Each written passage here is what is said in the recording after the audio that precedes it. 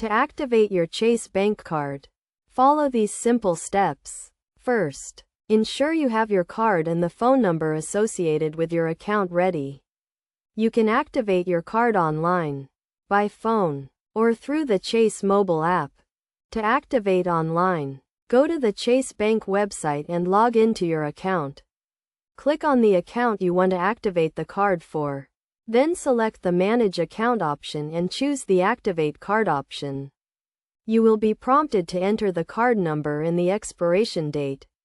Then click Submit.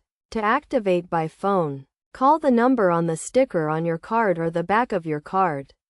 You will be asked to enter your card number and follow the automated prompts to complete the activation process. You can also speak with a customer service representative if you need assistance. To activate through the Chase mobile app, log into the app and select the account you want to activate the card for. Tap the menu icon. Then select Manage Account and choose the Activate Card option.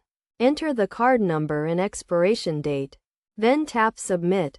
Before activating your card, make sure to sign the back of the card, as this is an added security measure to prevent unauthorized use. Once your card is activated, you can start using it immediately.